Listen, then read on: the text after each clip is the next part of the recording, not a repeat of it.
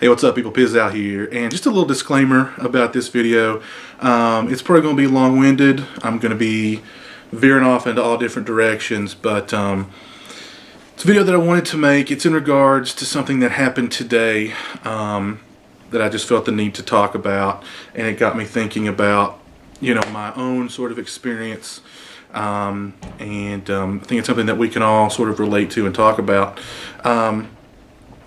But today it was disclosed that in a school very nearby where I live, that the police had arrested a young man who had brought a weapon to school with the intent of confronting a girl who had just broken up with him, and he was going to do something very bad with it. Parents of kids from that school were notified today in the afternoon of that happening. It was later disclosed that that incident had actually occurred the day before, and the student was arrested in the high school parking lot. School officials decided not to announce it, not to students, not to faculty. They kept it very, very hush-hush. And I'm sure because this information has really pissed a lot of people off, their excuse is going to be, well, we didn't want to incite a riot. We didn't want to incite a panic. No, you didn't announce it yesterday because you knew that parents would hold their kids out of school today. And if the school is under a certain percent as far as attendance is concerned, they'll lose money. That's the bottom line. And that is why I find it so irritating, and quite frankly, it just really pisses me off, because the school system clearly is more concerned about money than kids' safety, and that is very, very sad. That news segued into me talking to a coworker who used to be the safety coordinator at that school, and she was there right around the time of the Columbine incident, and she said that she had implemented all these safety strategies, not only to minimize the damage of if something like on a Columbine type scale, if it was announced that someone with a gun was on campus, here's what you do.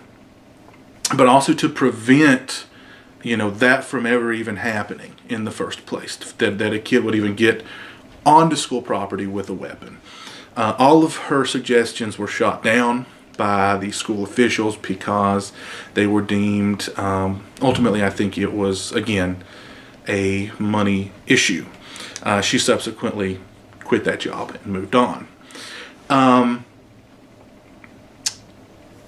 Now, to go back, now, I thought every school these days had armed police officers on campus, and they were either implementing like dress codes, or kids couldn't carry bags to school that you couldn't see inside of, or they had to go through metal detectors or something like that. I thought they were already implementing some sort of safety precautions already. Well, it turns out they really aren't. In the wake of Columbine, states came up with a lot of money to hire armed and trained police officers to be in every school, to put in safety precautions like metal detectors or wands. They implemented school dress codes, stuff like that. After a while, after the whole thing died down, once school shootings were no longer on the front page, that money of course dried up and went away. And those armed, trained police officers in schools were replaced with basically rent-a-cops. And in the case of this school that I'm talking about today, a geriatric rent-a-cop at that. Counseling, things like that, money for all that. Also dried up, went away. Of course, now in light of what happened in Connecticut, and I'm sure in light of what happened here recently, there will be more precautions. But it's sad that something like that has to happen, and happen again, before people sort of wake up. It's this mentality, especially around here, of, oh, it'll never happen around here. This is a small town, just not going to happen around here. Well, it almost did. It really almost did. This should be a major, major wake-up call. Not just for this small town, but for really every small town. Because there are people with mental issues everywhere. Doesn't matter, major city, small town, rural, urban, doesn't matter. But that conversation also segued into what I thought was an interesting conversation that I'd love to get some feedback on here about, which was, kids today are scared to go to school. And it's not just a bullying issue. And I'll get more into the bullying, my own sort of history with bullying, or my thoughts on bullying in schools. Which, I think there's always going to be some level of bullying in schools. There's really not a whole lot you can do about that. But it's not just bullying. They're not just afraid they're going to go to school and they're going to get beat up and their lunch money is going to be taken. Kids today they go to school afraid that they're not going to come home at the end of the day. They're afraid for their lives. And in my school career period, there was never a moment that I ever feared, let alone for my personal safety, let alone my life, that I felt my life was in jeopardy. Never felt that at any point during school. And Columbine happened toward the end of my high school career, so that was a huge shock. But up until that point, I'd never imagined, I'm going to get up tomorrow, I'm going to eat my breakfast, I'm going to go to school, and I'm not going to be coming home. That never crossed my mind. It was just, high school for me was just such a,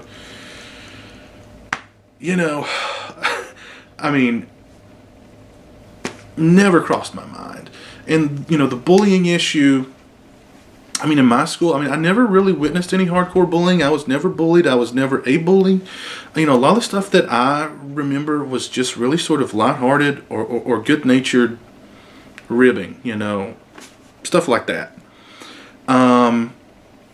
Really the only incident that springs to my mind, and this was somebody who had some serious mental health issues. There was a guy in my class who was effeminate, hung out with the girls, didn't really hang out with the guys. During gym class, he was in the corner hanging out with the girls. He wasn't, playing basketball with the rest of the guys, stuff like that. So people called him names behind his back, and I'll admit I called him names behind his back too. One day in class, this guy who, like I said, had clear mental health issues, leapt up onto a table and proceeded to, with cowboy boots on, kick the effeminate young man in the face with his boots. That was a major, major, major thing that happened. I just remember that happening and just being in shock for a while. And I drew some heat from the girls in the class because of that incident. Because, I was fairly well liked in school. I was fairly well respected in school. It was, I was somehow supposed to have prevented that from happening. I don't know.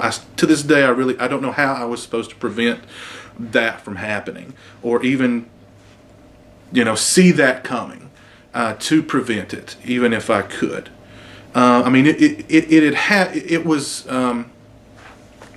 It was egged on by a guy in class who thought he was being cool or funny, I don't know, and egged it on between, this guy with mental health issues, clear mental health problems, to rile him up enough to do that to the other fella. That was a major thing in my, high school career. And, hearing people talk about it today, that's almost an everyday thing. You know, in my day, if somebody was different, if somebody was not liked, they were just more or less ignored. They weren't picked on. They weren't, you know, shoved into lockers. They weren't, you know, their heads weren't forced into toilets. You know, they weren't, you know, they were just more or less left alone, to be perfectly honest. And I was just wondering, you know, we were talking about, you know, what's changed? What's changed from, you know, the mid to late 90s to now, to where, you know, kids are afraid of being killed in school, where they should be safe, where they should be, you know, in school. You know, I mean, I had a great high school experience, but I know for most kids, you know, high school is, you know, sucks. It sucks. But then to put that kind of burden on top of it, that, you know, you could be the victim of, you know, a hate crime, a violent crime, or you could be murdered in school. Is, you know, it's a hard thing to really wrap my head around, because I had such a different experience. And it really wasn't all that long ago. It was pre-Columbine, of course, but it really wasn't all that long ago. So just wondering, I mean, what are your guys' high school experiences? Were you guys ever afraid of losing your life in school? I mean, are we a more violent, you know, I mean, I know we're an ultra-violent culture. But I was actually doing some research, and I discovered that, you know, violent crimes over the past, I forget how long, 20 years, have actually gone down in this country. So I mean, I'm just curious as to, you know, what's changed,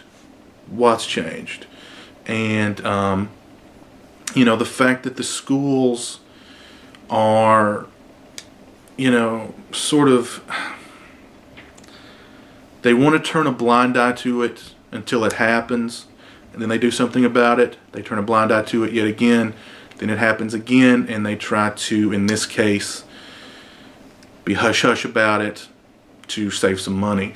To me, it's just deplorable, to be perfectly honest. Deplorable. I mean, if I had a child in that school, I would be there in the principal's office, in the superintendent's office. I'd be asking for, I wouldn't be asking, I'd be demanding some answers.